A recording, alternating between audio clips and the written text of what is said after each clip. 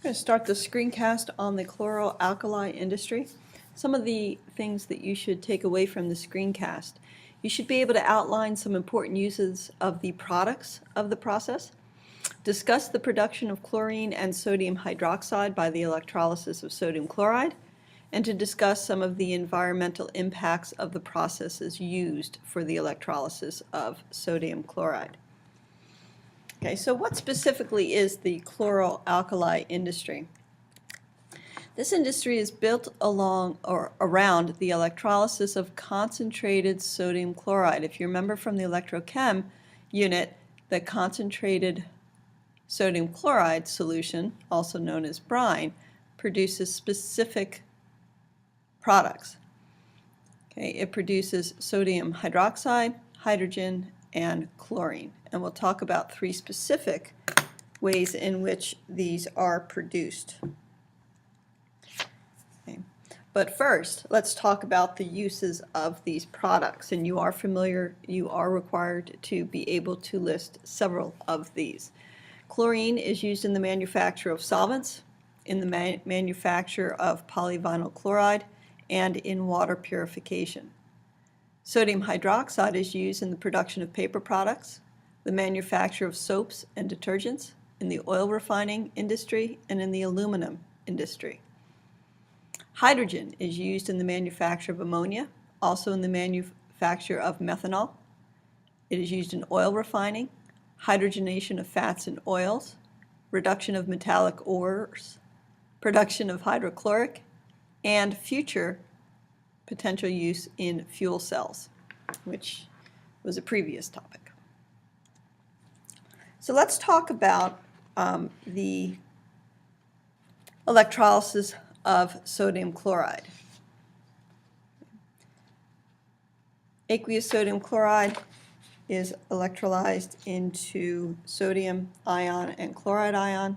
Water has the potential of being producing hydronium and the hydroxide ion.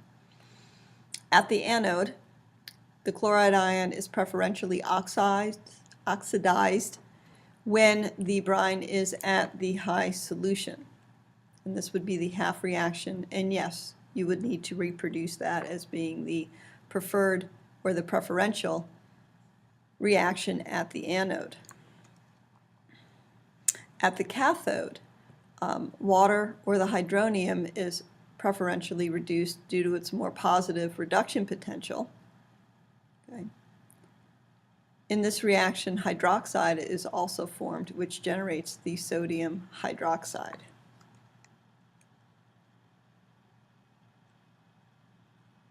So the overall reaction that we would get would be the chloride reacting with water to form the chloride gas, hydrogen gas, and the hydroxide ion.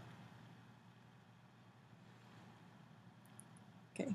Problem is, if I do this all in one compartment, that chlorine gas, which some of it will be dissolved in the solution, will react with the hydroxide to form the chloride ion, the hypochlorite ion, and the water. Okay, we don't want this to occur.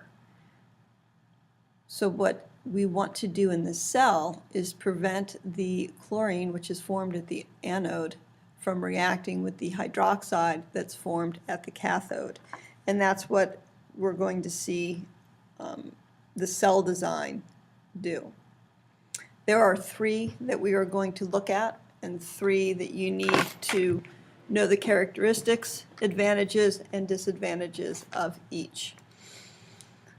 Flowing mercury cell, the diaphragm cell, and then lastly the membrane cell. Okay, and again, the main difference is in keeping that sodium hydroxide solution away from the chlorine gas to prevent side reactions. So in the flowing mercury cell, at the anode, we're going to be producing that chlorine gas that half reaction that we've just talked about. The anode is made up of titanium or graphite. Important to know that. All right.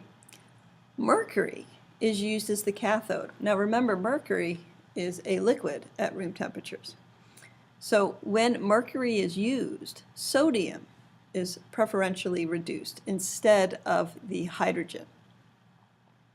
That sodium then dissolves in the mercury, forming a amalgam.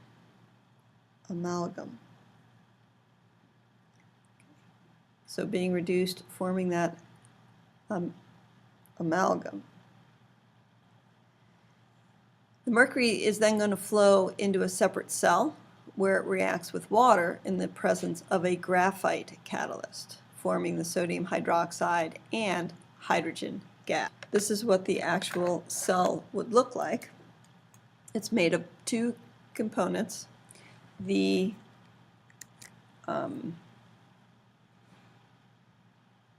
is steel cell lined with PVC. Okay, so these compartments are lined with PVC.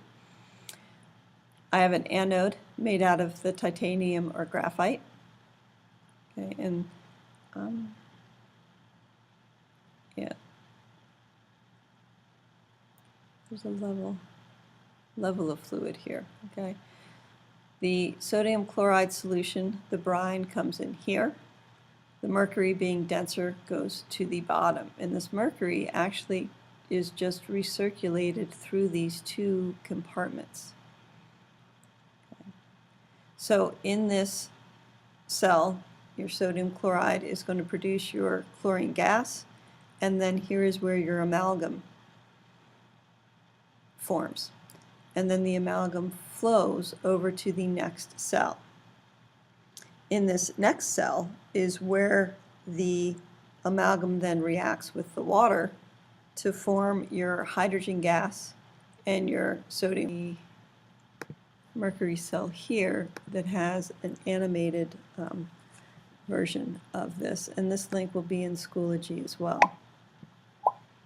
Okay, so here you can see your brine coming in. Sorry. The anode being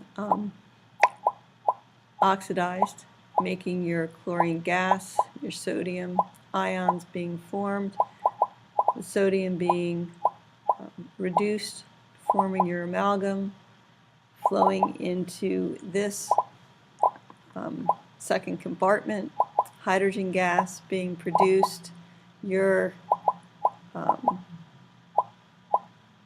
sodium hydroxide is a solution, so that first diagram is a little bit incorrect in your book, being produced, taken out of the cell, fresh water being brought in, which mixes with your amalgam, okay, to form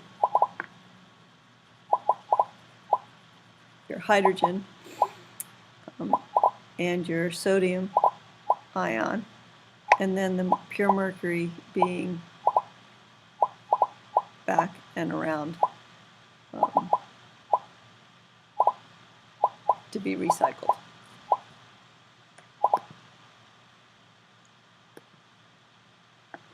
Okay.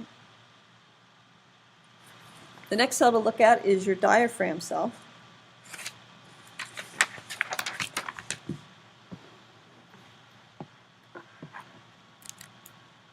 Here we have the anode compartment being separated from the cathode compartment with this diaphragm.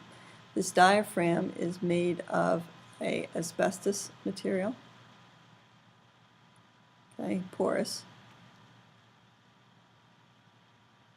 asbestos, which allows the sodium chloride to go through, your sodium to go through, and it separates your chlorine gas from your hydroxide so that you don't have that side reaction going on. So your brine comes in here at the anode, which again is titanium, half reaction forming your chlorine gas, water and your sodium ions coming over here, your water being reduced to form your hydroxide with a negative, and your hydrogen gas being collected off the top. The one issue with this cell, it's not just one issue. Here we go. Let's go into this one. Okay, so the cathode and anode are separated by a diaphragm. That's a physical partition. Does not prevent the flow of ions. Your cathode is pressurized to minimize that backflow of your sodium hydroxide from the anode into the cathode. And that again is to keep that side reaction at a minimum. This cell design is cheaper than the mercury cell, but the purity of products is not as high. You have a higher incidence of side reactions, and your asbestos can have negative health effects.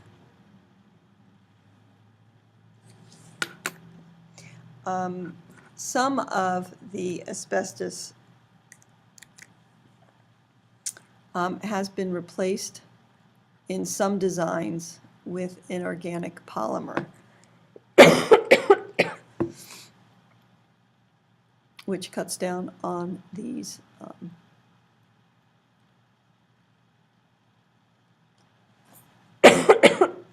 negative health effects as well.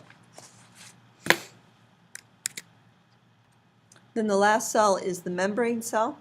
This is very similar in design to the diaphragm cell, except the diaphragm is replaced by a membrane, and that prevents the flow of all species except for the sodium ion.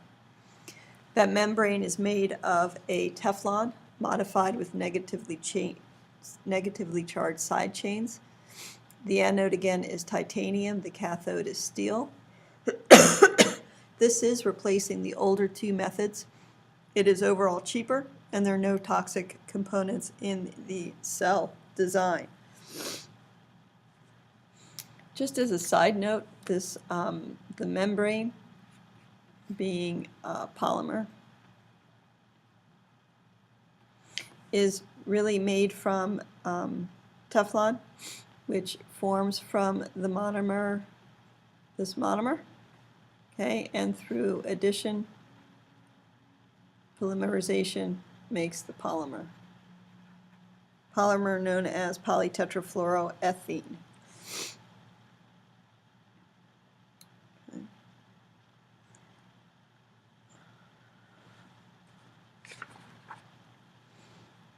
So membrane cell can be represented by this kind of diagram showing the negative charged ions on that PTFE membrane attracting the sodium ions, and the other ions are repelled because there's the hydroxide and the chloride ions.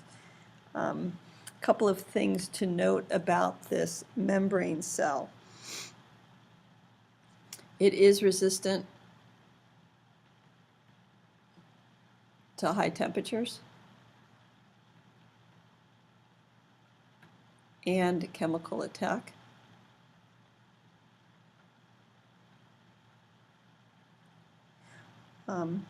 The only thing in this operation of the cell is it is important to remove other metals from the brine.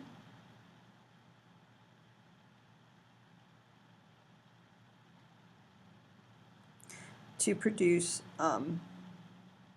this would increase your yield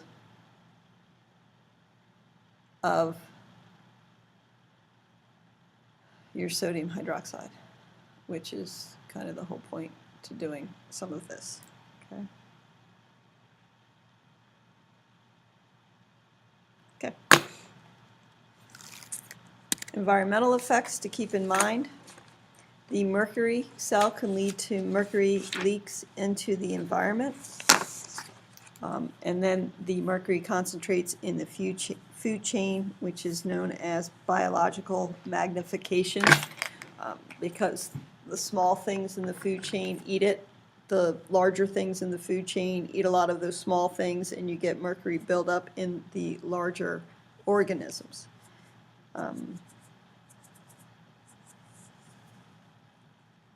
And the use of chlorine to make chlorinated solvents is also a concern because some of these have been identified as carcinogens.